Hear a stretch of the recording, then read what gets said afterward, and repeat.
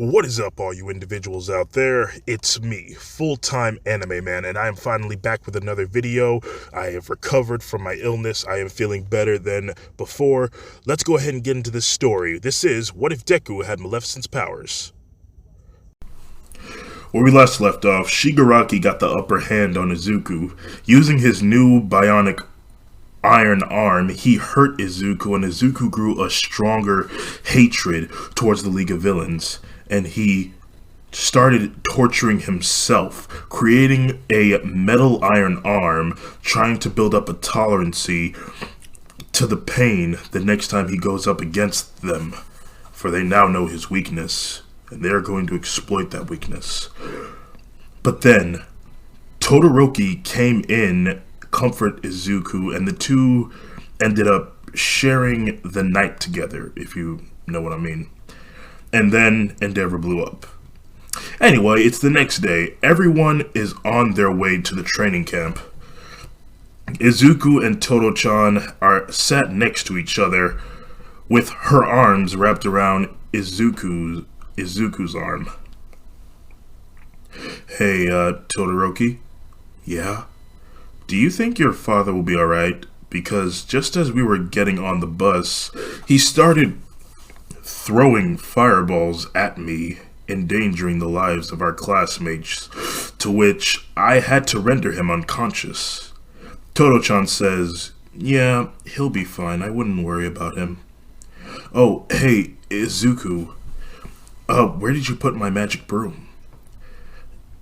You'll find it soon. Izuku had forgotten the magic broom back at the castle, and so he used his conjuration to conjure the broom into his hands and shrink it down, adding a few things to it, a few chains and a pincer. Just at the end of it, he then sneakily attaches it onto Todo-chan's ear, making it look like an earring. Oh, come on, it's been a while since I rode the broom. Do you have it? Izuku points at his own ear and he says, well, it's on.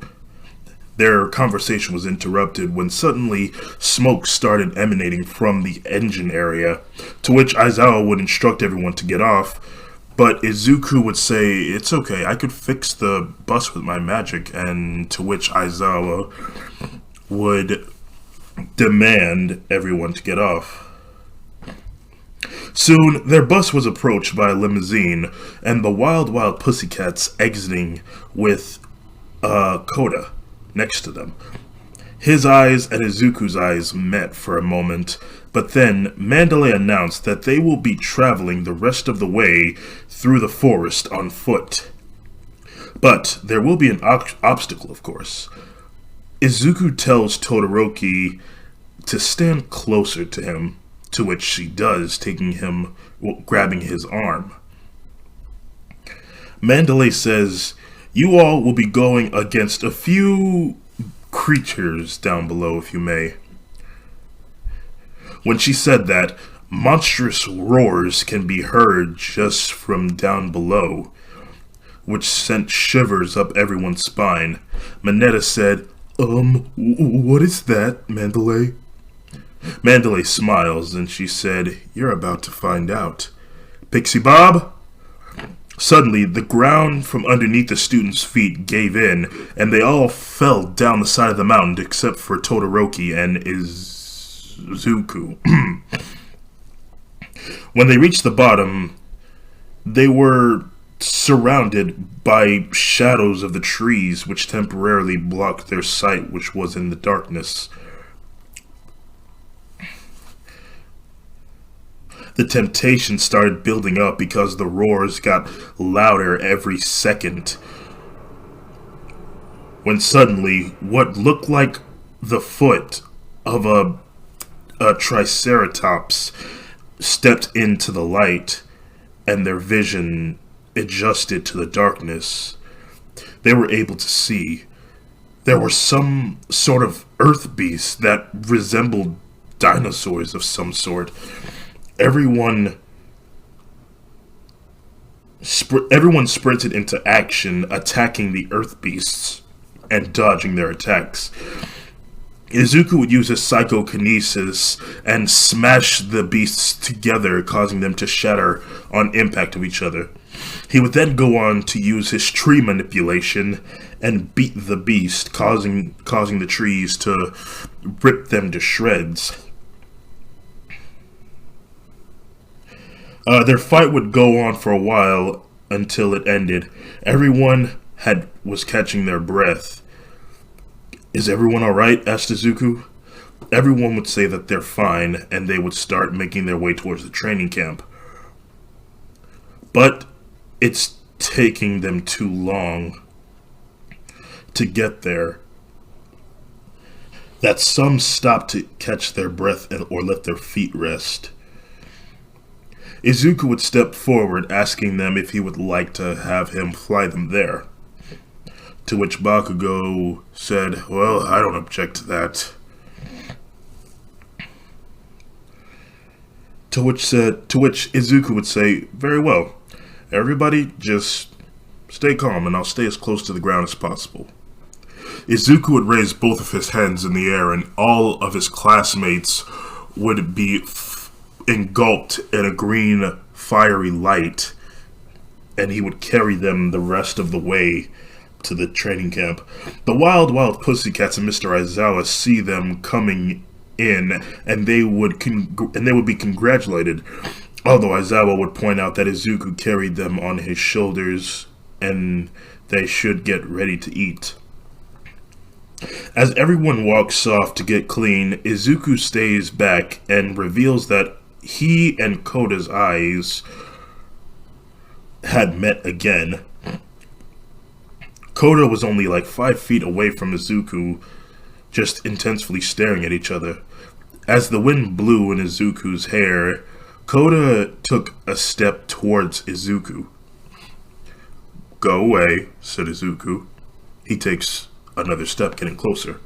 Go away." Without even letting him know, Koda then hugged Izuku's leg, and after a few seconds, he let go and ran away. Well, that was odd. Everyone cleans themselves up and they get to eating for a while. And then the next day came and everyone was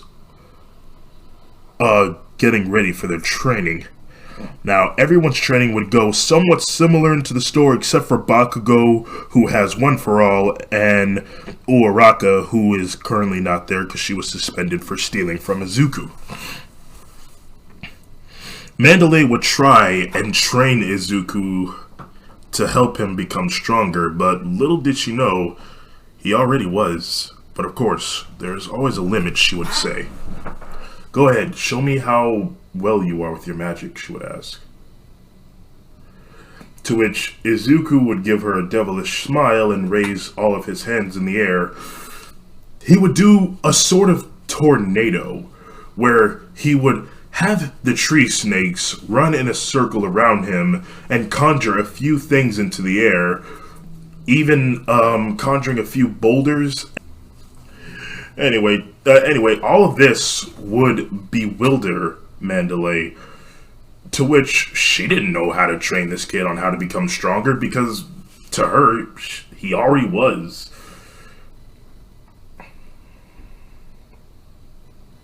Let's see here. The Wild Wild Pussycats would have that they would tell them that they need to cook dinner, especially after their training, of course. Excuse me.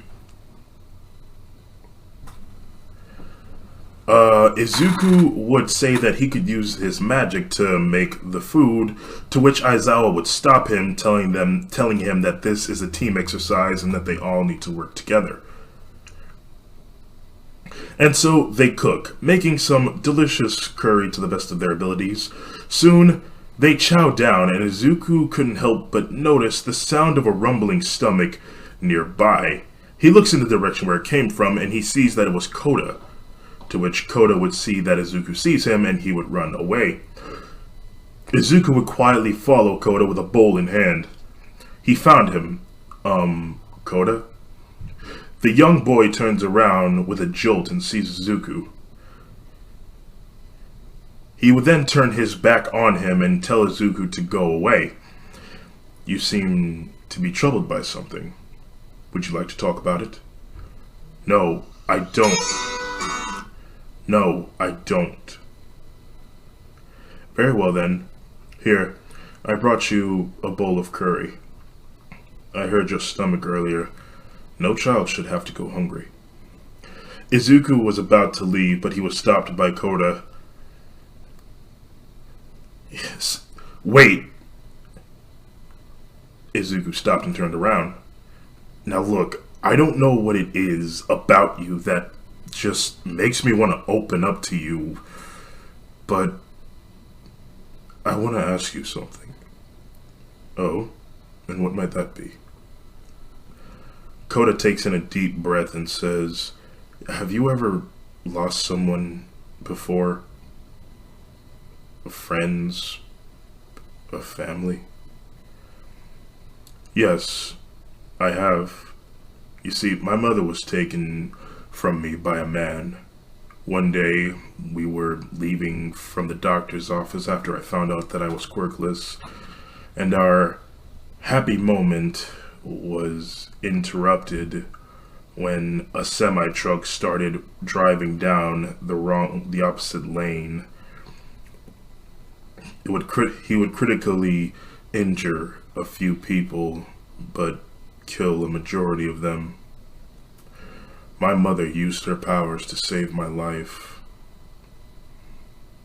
And then, a few years later, I came back to Japan, and I found out that my father was still alive, even though I just thought that he abandoned me and my mother, but he's been in jail the entire time for murder. But, boy. And you wanna know what the crazy part is? My mother was taken by a man named Muscular. Koda's eyes widened.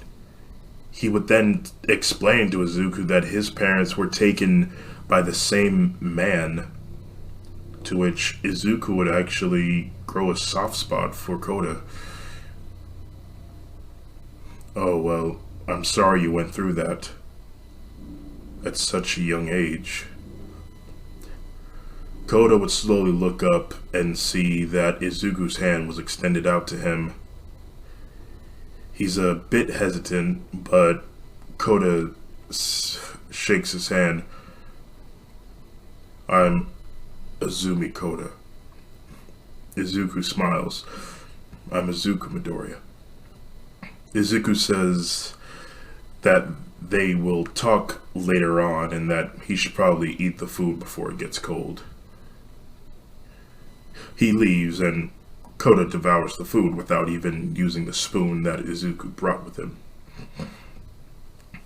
A few minutes after, Class 1A and Class 1B would do a scare test for a test of courage,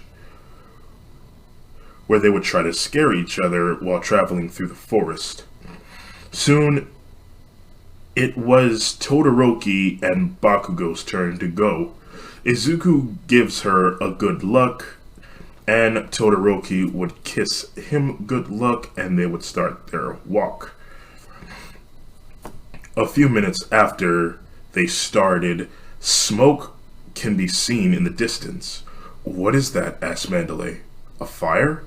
Did one of the students cause that? I don't know.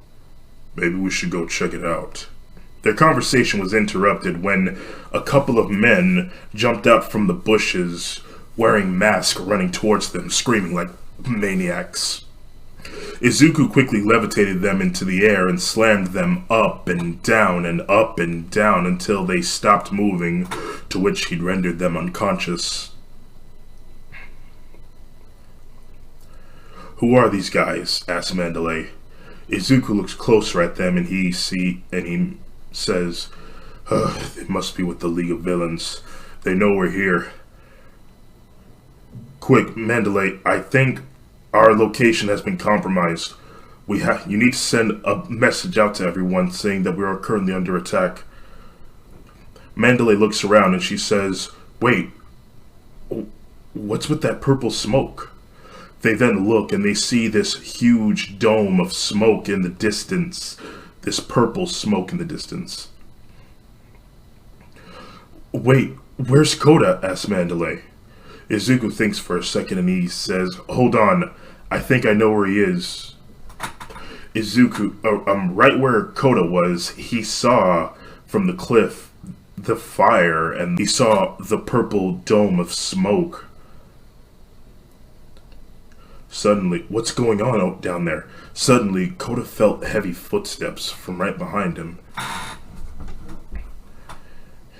He turns around and he sees a giant man with a black cloak covering his body and a mask with white polka dots. He speaks. Hey kid, do you mind switching me that hat for this dumb old mask?" This man stood about possibly what looked like 10 feet tall. He had a lot of muscle mass and he was wearing heavy-duty black boots. Wait a second. Those eyes. You wouldn't happen to be the child of those bastards that did this to me, would you? He takes off his mask and reveals his face. He was horribly disfigured for he had a scar around the left side of his eye. He had blonde hair that was spiky, and he wore a red tank top. Koda instantly knew who this man was.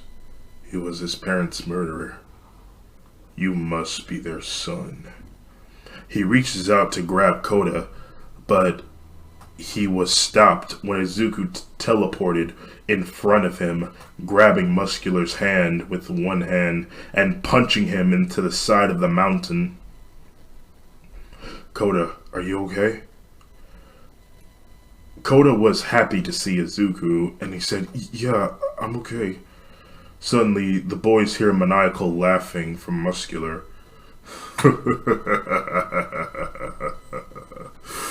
"That was a good hit. You know, you actually made me feel something. And by the way, do any of you have any idea where Katsuki Bakugo is? The boss wants him to speak to him, of course." It cuts away to Bakugo and Todoroki walking through the forest, completely unaware of the attack that was going on, until they were approached by two Nomus. At first, they thought that it was one beast just trying to scare them, but then they realized that those Nomus were real. "What the hell? What are those things doing here?" "I don't know," said Todoroki-chan, "but we need to deal with them now and inform the teachers." The two would fight the Nomus and would be victorious, but Bakugo's Nomu was still moving, and it swung at Todoroki-chan and knocking her down. Bakugo retaliated, doing a Detroit smash on the Nomu and quickly going to her. "Icy Hot, are you okay?" "Yeah, I'm fine. Thanks for watching my back." "Of course, you're my best friend's girlfriend. He'd probably turn me into a mealy worm if I let anything happen to you." As Todo-chan was about to get up, she couldn't help but feel that something had fell off the side of her ear. She looks down and she sees the tiny broom. She picks it up and her eyes widen, for she realized what it was. Back to Izuku. Izuku grins his teeth out of anger, for he already knows who this man is. He points a finger at Muscular with his power glowing in his eyes, and he said, "You. It was you.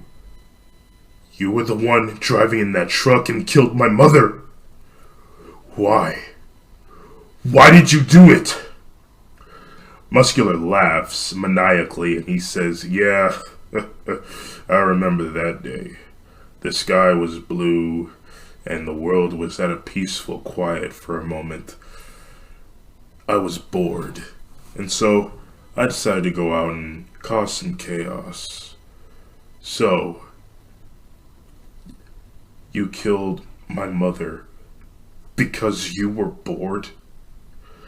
With a shake of his fist, Izuku then charged in at Muscular and would start landing barrages of punches on him. And Muscular is surprised that he was very relentless, and his punches were a lot more painful than the first time that he had punched him. Ouch! Oh, why does this freaking hurt so much? Izuku then uses his psychokinesis to send Muscular through the mountain that they were standing on. He then tossed him into the air a few times before stopping. Muscular spits out his own blood and looks and sees from the dust green light from the palm of Izuku's hands, and his green eyes glowing, while heavily breathing. Muscular reaches into his pocket and pulls out what appears to be a sort of red disc, and tried to put it on his scarred eye, but Izuku stopped him in his tracks, using his psychokinesis to pause him in place, taking the metal disc from his hand, and then crushing it in his own hands. He then proceeds to relentlessly punch at his face, just like not even giving him a chance to fight back. Soon his face, one side of his face turns from his average normal color to black and purple. Izuku wouldn't stop, that was, until he got tired of swinging. He then dropped his psychokinesis around from Muscular, and he fell to the ground, spitting out more of his blood and even a few teeth. Izuku then mounted on top of him and looks deep into his eyes as his eyes continue to glow green. He then extended both of his hands out and reached out from the side where a mysterious white light would appear, and from that white light, Izuku would pull out what appears to be a three pointed end tri-spear. He would then bring the spear upwards and said, "Go to hell, you bastard!" He was about to swing it down, but then Koda ran in to stop Izuku, calling his name. "Izuku! This isn't what a hero would do." Izuku's angry face slowly lifted, and he dropped the spear. I'm sorry, Koda. I shouldn't have. What the hell? Muscular proceeds to put at what appears to be an iron collar around Izuku's neck, which burns the green-haired boy, weakening his power. Izuku screams in agony, and Muscular would start wasting Izuku, this time relentlessly beating him, repeatedly, like slamming him into the ground a few times and into a few trees, and causing them to fall over. He would even at one point proceed to slam him into the ground, just like Hulk did in the Avengers movie. Yeah, like that.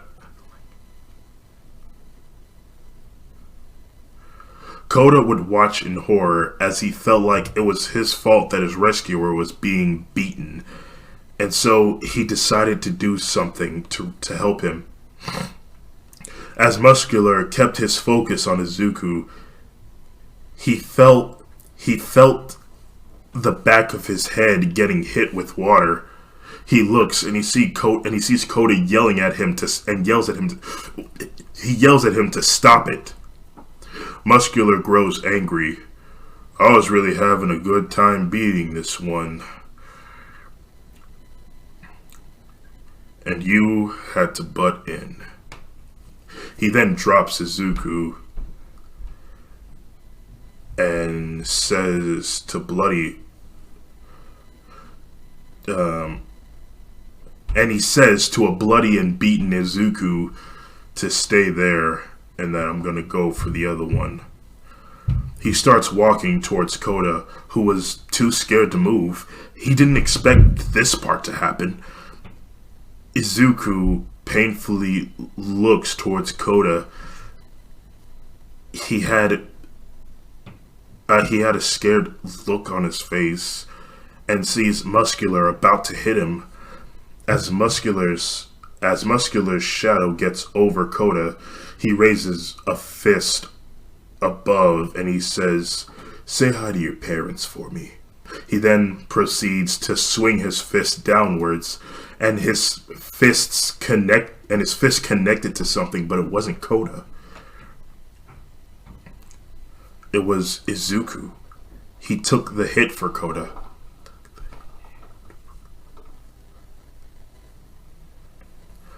Izuku would proceed to tell Koda in a weak voice to run. Koda grabs Izuku by the hand and tries to have him run with him, but Izuku was in too much pain, especially with that damn collar around his neck.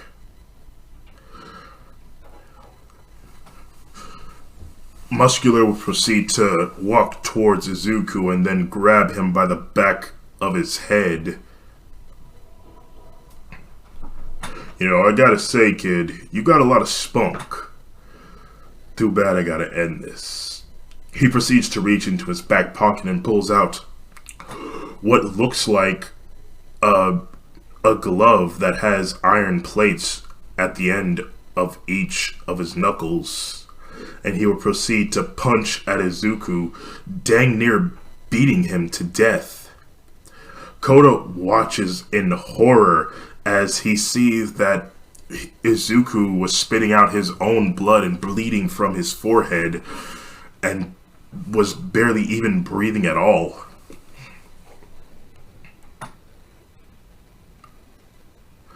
Izuku, wait a minute.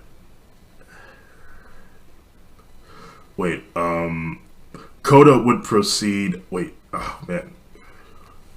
Koda would proceed to, like, catch his attention, like, shooting more water at him and just getting him all wet, to which he would then turn his focus at Koda. He was getting very annoyed at this point with these two just, like, tag teaming him, but, like, so unfairly. Alright, you know what? That's it. I've had enough of you, kid. He then proceeds to speed walk towards Koda, to which Izuku would then hop on his back and put him in a chokehold, Muscular in a chokehold, of course. And then he said, "You bastard! You finish what you started!"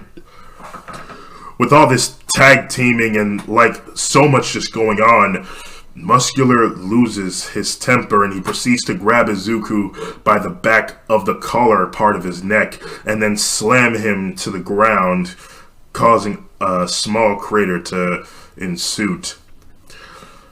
He said, "You know what? I'm sick of this bull crap!"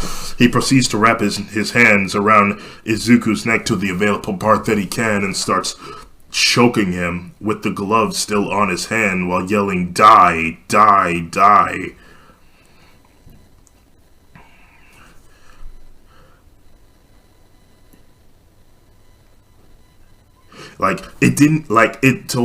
It got so bad to a point that it didn't even matter to him that Koda was hitting him with, like, high water pressures, as if he was being hit by one of those car machines that focuses the water trajectory. I'm not using the right word for that, I'm sorry.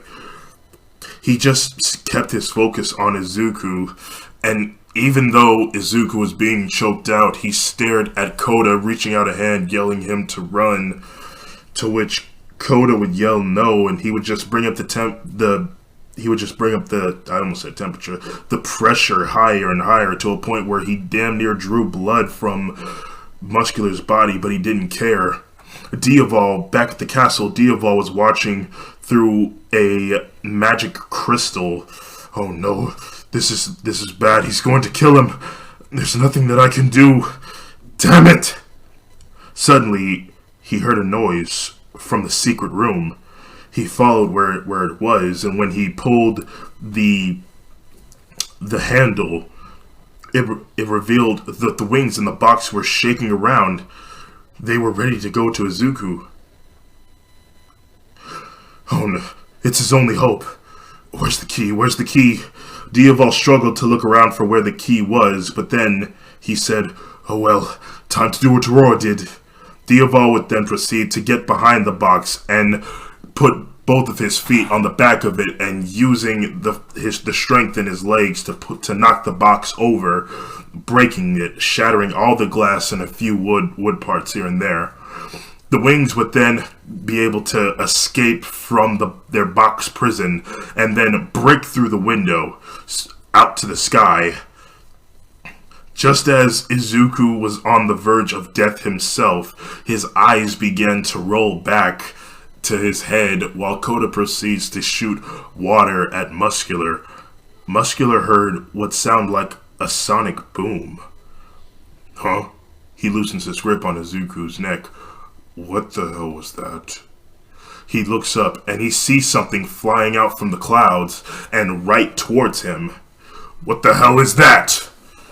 As this mysterious flying object gets closer and closer to him, he then looks down at Izuku and raises him up and uses him as a human shield, to which the mysterious flying object would hit Izuku in the back and would cause a sort of force that would blow everything around them back, even knocking over a few trees that were in its radius. Koda would fling back a few times, and Muscular would even fly back a few feet away himself. Suddenly, a bright orange light ensues right where Izuku was standing, and when the smoke cleared, it revealed that the wings that were in the box had connected to Izuku's back. The wings then flapped around, blowing away all the dust, and it levitated Izuku into the air. To which, and by the way, I forgot to mention this, the impact blew the collar off of Izuku's neck, so now his healing factor was active once more. Muscular watches as this boy that he was relentlessly beating now had wings on him, and his wounds started healing. The two then looked at each other, but Izuku felt his power just escalating so high that he felt amazing and that he felt like he could do anything. And then, without even warning, he then lunged at Muscular, grabbing him by the neck. Like, his speed could compare to that of a fighter jet. He was very fast. With each flap, it was like he was damn near breaking the sound barrier the way he was flying. He would send Muscular flying with him through a few trees, rocks, and mountains, and even at one point sending him through a waterfall. And just looking up, he's looked at the stars and got an idea. He wanted Muscular to feel the impact of what he had done to him that day. And so, using his wings, he then flew as fast as he could upwards towards the stars and reached the stratosphere.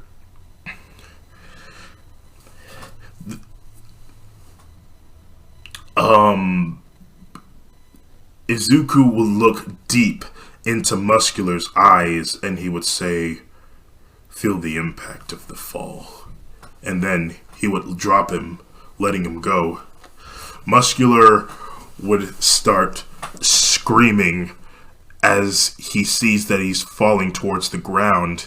he would get closer and closer, and the wind would like whistle loudly in his ears. And just as he thinks that he's about to hit the ground, Izuku sweeps in just as he was about an inch closer.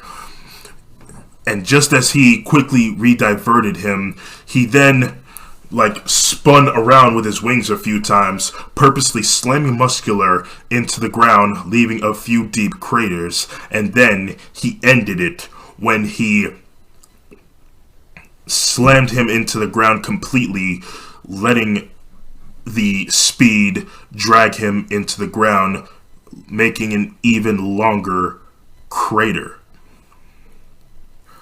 Muscular has passed out from the brain rush and all the blunt trauma that he has suffered through.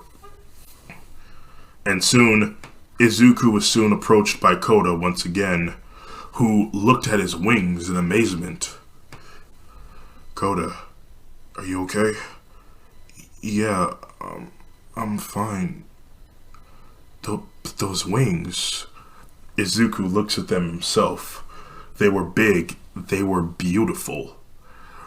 But then, he looked back down at Muscular and decided what he should do with him. Izuku then looked at Koda and then back to Muscular. He then raised his hand up as it was engulfed in a light as we fade to black. And then reappear. Aizawa was just inside dealing with a copy of a Dabi and decided to run out to see if anyone else, if this was happening all around the camp. When he went outside, he saw something flying and he thought that it could possibly be another villain attack. But when he looked closer, he saw that it was Izuku with Koda on his back and a pig in hand. Izuku? Mr. Aizawa, quickly, we don't have much time to talk. First of all, make sure this pig doesn't get away, and take Koda inside and keep him safe. What? Midoriya, where did you get those wings from? No time to talk. I'll tell you about it later, but for right now, I need to fly around to see if anyone else needs my help. Okay? Izuku puts Koda and the pig down. By the way, if it's not obvious, the pig is Muscular. And just as he was about to fly away, Aizawa stopped him and said, "Here, relay a message." And just as Izuku was flying through the sky, he saw another flying object flying towards him. He started building up his speed and flew towards it. And just as he thought it was another villain, it turned out to be Todoroki on the magic broom that he had laid on her ear. "Oh, Todoroki! Izuku!" The two then hugged each other while in midair. Where did you get those wings from? I'll tell you about it later, okay? For right now, do you have any idea what's going on? Yeah, the League of Villains are under attack. Bakugo and I had recently just taken down 2 of their Nomus. Wait, Bakugo... Izuku remembers that Bakugo was being hunted by the League of Villains. Where is he? I left him with Ojiro. He should be safe. Izuku informs her that the League of Villains are after him for some reason, to which he had to find him and protect him. Todoroki suggested that they split up and they go help as many of their classmates as they could and help 1B if needed. Izuku would say, right, and the two would split off, but Todoroki would tell Izuku to please make it back to her when he can, to which Izuku would kiss her good luck, and the two would go their separate ways. Back to where the Wild Pussycats were. Mandalay was about to be attacked by Spinner when Izuku turned his many mounts of swords into butterflies and rendered him unconscious. And he told Mandalay that Koda is safe. And he even had her relay a message telling every student that if they are against the League of Villains, then they are allowed to use their quirks to defend themselves. Izuku would take off to the skies again to see if anyone needed help. He decided to go and investigate the purple dome of smoke. He would then get there and fly overhead, and he would see that just in the middle, a man wearing a what appears to be a mask of some sort to prevent from inhaling any toxins, shooting a gun at Tetsu Tetsu. Izuku then flew upwards and started flying straight downwards and hitting this mysterious smoke man with tremendous force, leaving a huge bruise on the side of his face and possibly blunt trauma. To which Izuku that dog scares me sometimes. To which Izuku would then use his wings and flap the smoke away. He would then take those two 1B students to the building and heal them if they needed healing. Over where Todoroki was, she flew overhead and saw that Toga was fighting against Sue and Jiro. Yeah. She would then see that Sue getting pinned up against a tree by her ponytail with a needle. She would then use her magic broom to fly in and stop the conflict, purposely running into Toga, knocking her away from Sue. Todoroki would see that she is staring at a needle on the ground, and she would try to reach for it, only for Todoroki to stop her, as they both would try to wrestle for the needle. Now, Todoroki had managed to pin her down, but Toga got the upper hand and ended up stabbing her in the side of the thigh, drawing some blood from her. When Izuku saw this, he came in and flew Toga off of her using his psychokinesis. When she saw that the magic man had showed up, that's what they're calling him, she had decided to run away, only taking Todoroki's blood. Todoroki, are you okay? Yeah, it's fine. It was just a needle. Okay. Sue, are you okay? He then removes the pin that was pinning her to the tree, and she told him that she was fine. And Jiro would say that she was fine too. Suddenly, they were interrupted when they saw Bakugo and Ojiro running away from something. Wait, Kachan, Ojiro, are you guys okay?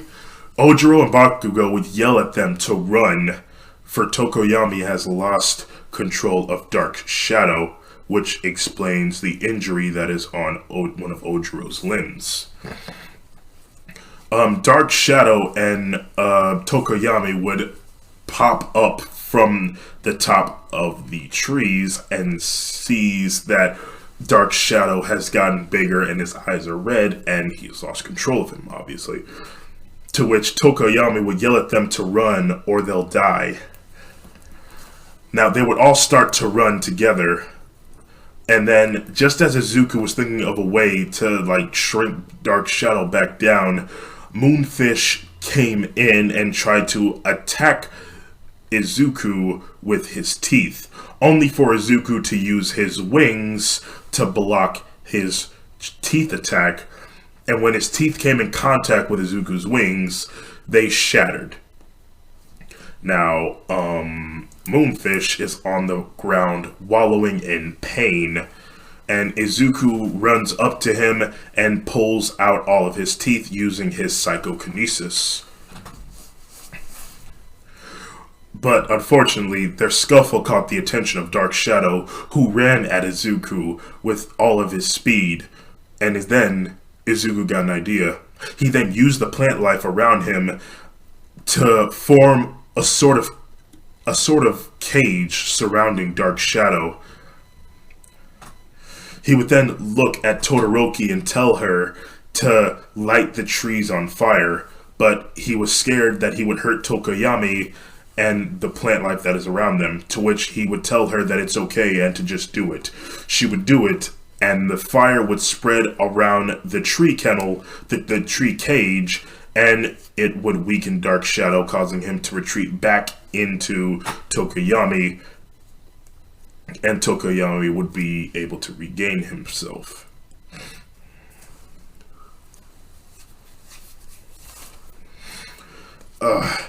I'm sorry, you guys. Things got out of control there. It's okay. Izuku said, wait, guys, where's Bakugo? To which they would hear a man up on the top of a tree say, "You who?" I believe this is the man you are looking for. He holds a marble up with what appears to be Bakugo inside of it. He then puts the marble in his pocket, and he said, well, mission complete. I better go. He then jumps off, and then everyone chases after him but Izuku, to which Izuku would stop them. Guys, wait, stop. It's okay. What? Jiro would say, what? What do you mean? He has Bakugo. We need to save him. It's okay. Bakugo is safe. He's right here. He then holds up the marble that had Bakugo inside of it. The real Bakugo, of course, not the decoyed. To which they would decide to keep him in there until the League of Villains have left. Till the League of Villains had left. And so they would run back to the campsite, making sure that everyone was safe, and Izuku would leave Bakugo in the marble with Todoroki while he flew around and made sure that everyone was okay. But just as he was flying overhead, he couldn't help but notice Dabi using his blue flames. He would remember the conversations that Todoroki and him would talk about, saying that her older brother had cremated flames, to which I guess that was him. They would then leave, and Izuku would head back to campsite, telling them that it's safe, and then help would then soon arrive, taking as many people to the hospital if they needed to go, and them telling their side of the story of what happened. Oh, damn it. Ripped the tag off my cover. And then Izuku would free Bakugo from his marble prison. Bakugo would be looking around like, where is he? I could have sworn I saw him. Where'd he go? And then he would just see Izuku, who calmed him down. Bakugo, it's okay. It's okay. They're gone. You're safe now. Bakugo would then take a sigh of relief, and he would look at Izuku's gigantic wings and would say, Izuku, where did you get those wings from? To which Izuku would chuckle and would say, and would tell him what happened. In another part of the city where the League of Villains lair lies, we then appear in front of a closed door, and right behind from that closed door, we could hear muffled screams. And just as the screams come to an end, we see a few boulders on the ground that were the decoys that Mr. Compress planned on using if they ever managed to rescue Bakugo. And we see Mr. Compress laying on the ground, slowly turning into dust.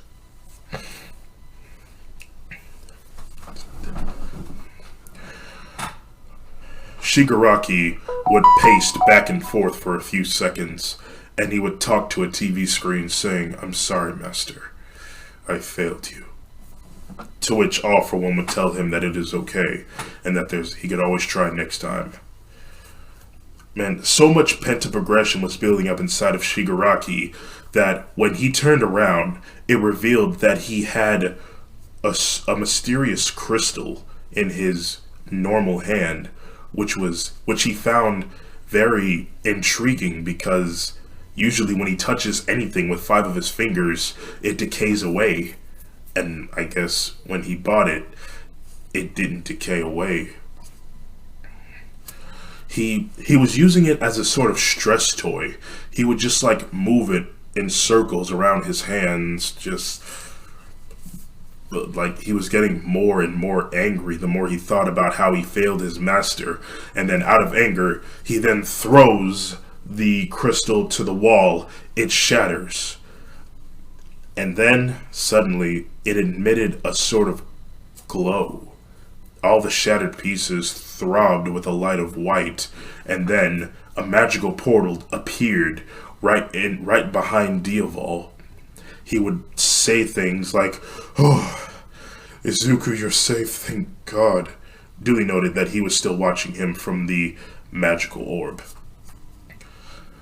"You did it. You saved your friend."